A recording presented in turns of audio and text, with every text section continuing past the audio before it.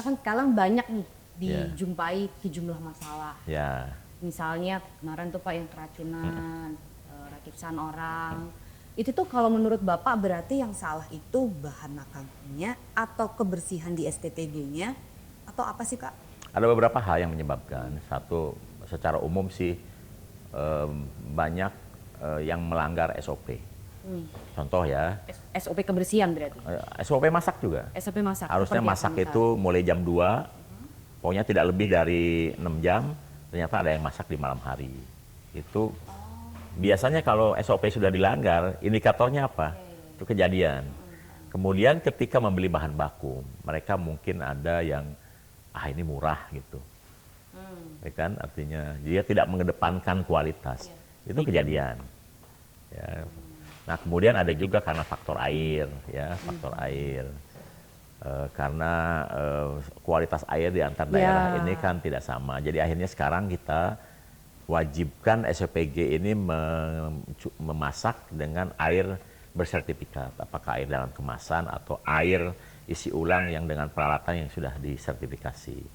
Kemudian juga ada juga sebetulnya karena bahan baku. Bahan baku misalnya ada satu sayuran yang nitratnya terlalu tinggi dan kena ke masyarakat rentan yang biasanya tidak makan sayur tiba-tiba makan sayur akhirnya kena. Sehingga di Bandung Barat itu ada 3 anak yang hanya makan melon tuh terkena gangguan pencernaan karena kandungan nitrat yang tinggi. Nitritnya terlalu tinggi seperti itu. Makanya sekarang kita sudah lakukan beberapa hal kebijakan, diantaranya kita turunkan jumlah penerima manfaat, ya kan. Dari tadinya rata-rata di atas 3.000, 4.000, sekarang maksimal 3.000, itu pun kalau ada juru masak profesional. Kalau tidak ada maksimal 2.500. 2.500 sampai 3.000 gitu 3.000 ya. Kemudian kita wajibkan mereka pakai air yang bersertifikat. Kemudian kita minta mereka juga menggunakan alat sterilisasi food tray, karena food tray itu kan digunakan berulang-ulang, jadi harus dibuat steril mungkin. Kemudian kita juga minta agar setiap SPG sekarang memiliki alat rapid test yang bisa menguji kualitas bahan baku termasuk juga hasil masakan. Jadi itu mereka nggak keberatan Pak, karena kan tadinya mereka dapat duitnya lebih banyak dong pasti kalau ya, terimanya kan lebih dibiayai dari 3.000. operasional juga, tetap badan gizi juga yang bayar. Cuma mereka diminta untuk mengadakan itu. Nah kemudian ini kan penting juga nih meningkatkan kualitas SDM-nya. Jadi kita lakukan latihan berkala, peningkatan kapasitas, bimbingan teknis. Itu dari BGN atau SCPG? BGN yang memprogramkan, sehingga SPPG yang mengikuti. Karena kan biasanya SDM ini kan mengambil dari sekitar gitu ya Pak ya. Ya. Nah itu Awal-awal bagaimana mitra caranya bahwasanya orang ini tuh layak atau bisa bekerja di dapur, memahami kebersihan dan lain sebagainya itu gimana? mereka biasanya pada saat wawancara penerimaan sudah dites. Dites tidak mudah juga. Setelah dites, kemudian mereka dididik, dibimbing. Nah, kemudian kita lakukan hal yang rutin karena ada beberapa kejadian SPPG yang sudah lama karena merasa mungkin sudah aman, sudah terbiasa, akhirnya mengalami kejadian. Akhirnya sekarang kita lakukan pelatihan rutin itu supaya orang terus disegarkan. Nah, yang penting juga sebetulnya kita selalu berusaha agar target 0 kejadian itu bagian dari keharusan. Alhamdulillah sih, September kan naik tuh kejadiannya. Sebulan tuh 67 kali. Oktober puncaknya 85 kali kejadian. Kemudian turun di November 40 kali kejadian. Itu yang pas keracunan ya Pak? Nah sekarang di Desember sampai hari ini laporan dari Kementerian Kesehatan masih tersisa 11. Nah, jadi masih tersisa 11 dan jauh lebih, sudah lebih bagus. Sehingga sekarang laporannya lebih banyak ke kualitas menu bukan kejadian.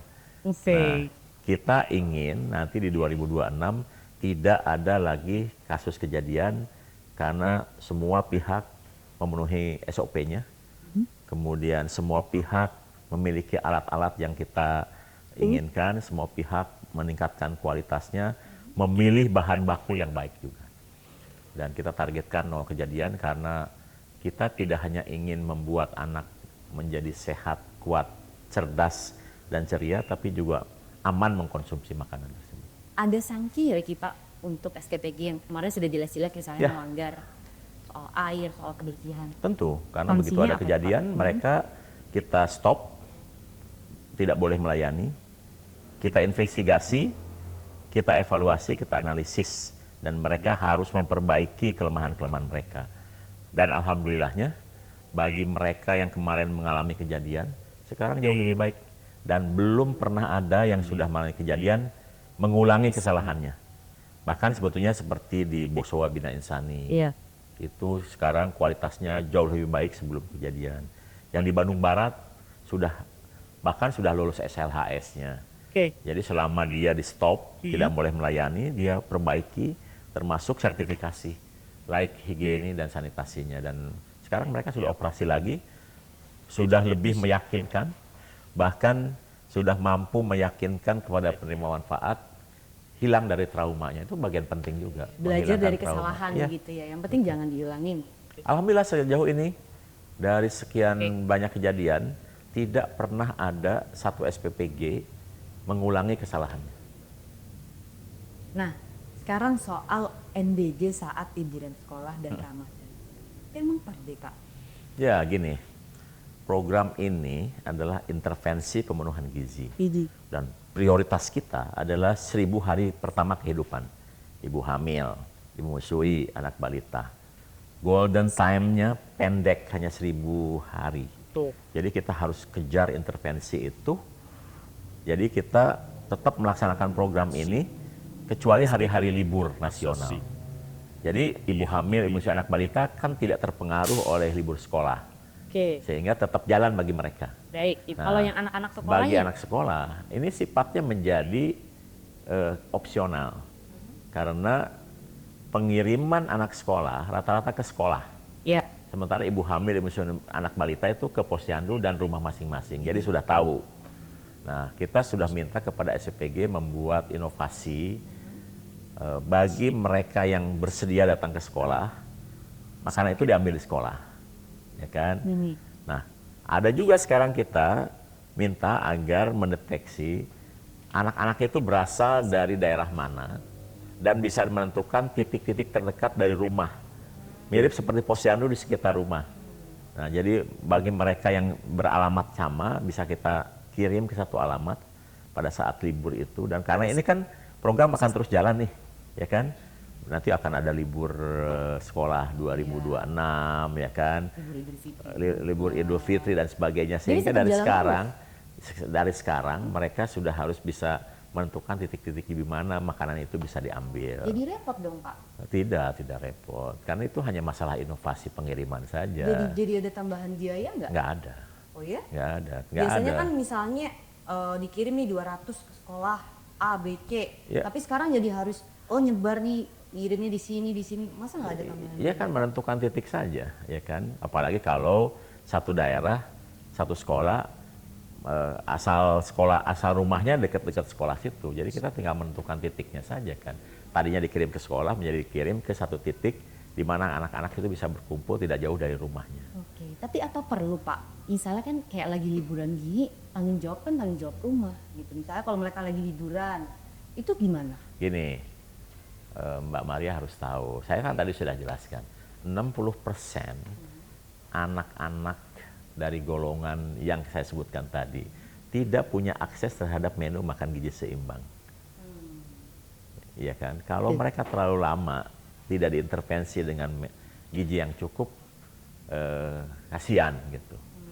Nah, makanya untuk mereka yang mampu dan saat liburan itu berlibur, ya silakan gitu kan. Sifatnya enggak, karena kita membuat menu itu mendelivery makanan berbasis kepada pendataan berapa anak yang bisa menerima di saat libur. Pendataannya itu diperoleh setiap kapan? Kalau waktu sekolah itu setiap pagi. Nah, kalau pada saat liburan mereka sudah akan ngecek sebelum liburan itu siapa yang akan pergi jauh, siapa yang tidak. Ya, jadi nggak bikin ada nih makan siangnya udah datang ternyata Anaknya anaknya nggak nggak ada. Ya kita tidak akan membuat pengiriman yang tidak sesuai dengan data kita. Nah, Karena- jadi datanya tuh juga tiap hari bisa berganti. Iya, karena pada saat pengiriman, tuh yang mengirim itu kan membawa catatan. Harus ada berita acara serah terima, BAST. Nah itu harus clear siapa yang menerima. Nah, ini yang banyak masyarakat belum tahu nih teknisnya ya. Iya, Karena jadi kan selama kita- ini di benak kita loh, ini anak liburan, mungkin lagi liburan ke rumah nenek, ini lagi liburan ke kampung, ya mubazir dong nih makanan. Jangankan liburan, saat sekolah pun tidak setiap hari dengan jumlah yang sama. Dan itu bisa dilakukan. Bisa, udah terbiasa. Jadi misalnya gini, guru akan lapor, kepala sekolah akan lapor, untuk hari itu anak kelas 6 tidak ada di sekolah karena sedang pergi untuk meninjau satu daerah yang lain. Oh, misalnya kayak adik tadi trip gitu ya. Trip gitu. Oke. Nah kita nggak kirim, mereka yang pergi tidak kirim makanan, kemudian makanan dibagikan yang tidak. Jadi apa yang dikirimkan ke sekolah merupakan data real time yang dibutuhkan saat itu. Sama juga dengan liburan. Jadi bukan hanya libur saja, setiap hari pun kita data. Makanya akan fluktuatif tuh. Misalnya ada laporan, ada 10 yang sakit, ya kita tidak kirim. Karena di benak masyarakat ini jadi pemborosan anggaran nih, lagi liburan. Kok tetap ada terus nih makan bergizinya, apa nanti jangan-jangan biar anggarannya jalan terus nih, biar ya itu lagi akhirnya bertembang ke wacana-wacana gini. korupsi dan lainnya. Itu gimana Pak? Gini, kita itu bayar sesuai yang dimasak dan dikirim. Ya. Dan juga sesuai harga yang berlaku. Nah ini sebuah Namanya informasi yang ad-cost. kita masih belum tahu. Namanya Gimana tuh, gimana ad-cost. tuh maksudnya berarti? Namanya ad-cost, saya jelaskan tadi, jangankan saat libur, kita sudah akan tahu berapa anak yang bersedia ke sekolah, berapa anak yang pergi liburan, Anak yang misalnya nggak mau makan yang hari nggak ini mau pun, makan. misalnya. Setiap hari pun ketika sekolah berjalan, itu data pagi itu berapa yang harus dikirim ke sekolah kita tidak tahu. Ada sekolah misalnya yang sedang tidak di tempat karena misalnya sedang olahraganya jauh dari tempat itu, misalnya ada kan yang begitu, atau sedang mengunjungi museum, Iya, iya, iya. atau hari itu sedang off karena yang ujian misalnya kelas 6 yang Pulang kelas cepat. yang lain enggak, Oh, yang oke. kita kirim kan yang ada aja. Jadi tidak begini. PSPPG ini melayani 3.000. 3.000 aja tiap hari. Enggak gitu. Karena setiap kali kita ngirim barang, itu ada namanya berita acara serah terima. Itu harus clear.